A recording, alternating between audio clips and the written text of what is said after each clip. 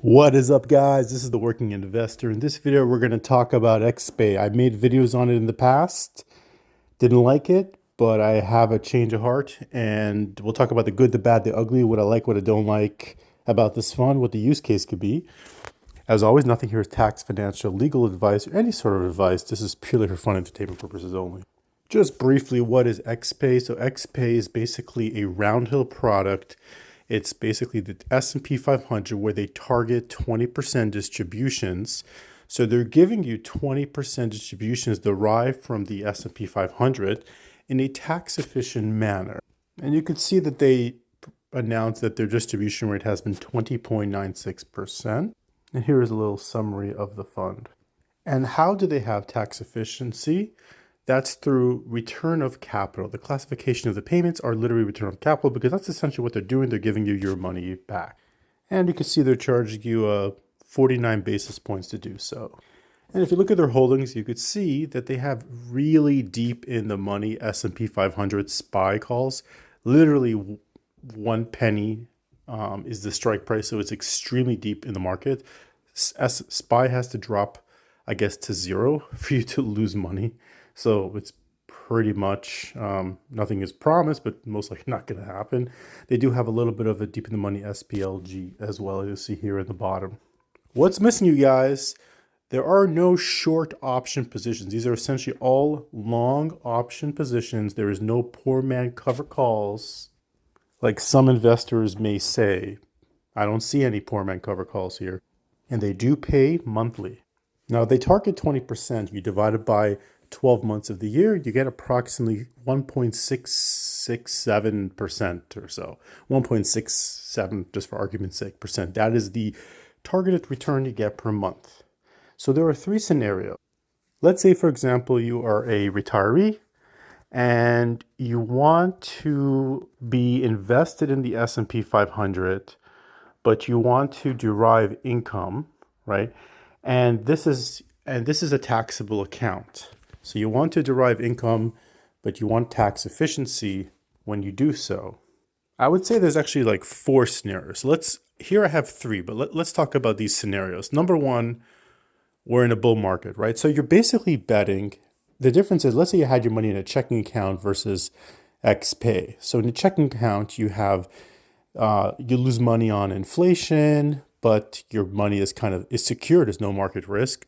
Here, you're kind of betting that overall, over the next 5 years, and I'll tell you why I say 5 years, the market would be net positive something. You know what I mean? S&P 5. That's where you're betting over a 5-year span. The reason why I say 5 years is because 20% that they're giving you back, 20 times 5 is 100%. So you should get your entire money back in about 5 years. So that's not always the case, not necessarily. So let's say we have a bull market, right? And remember, the fund targets, look all the way in the left over here, the fund targets 20%. So if the market is up at least 20% over the year, or 1.667% per month, then the NAV should essentially stay flat and your fund should last at least 5 years, if not longer. So let's say 1 year, let's go to scenario number 2. And I don't think it's sustainable to think that the S&P 500 would be up 20% 5 years in a row. I mean, that's pretty cool. And I've seen it happen, but you can't always bet on that. I don't think it's fair to bet on that. But if it does, then essentially after 5 years, it's you've gotten all your money back and now you've achieved ROC, and then, you have everything still preserved. Let's say the market doesn't hit 20%, it underperforms, which I still let's say it hits like 15%, whatever. You would agree with me and say that after 5 years, you would not have zero left in the fund. Your fund would have paid everything out to you.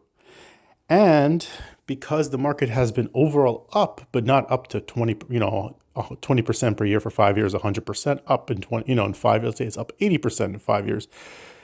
That, you still have leftover in your fund, and you can still have a few more years left of this fund continuously to pay you in perpetuity. Well, not forever and ever, but possibly. It depends on the market, on the overall market.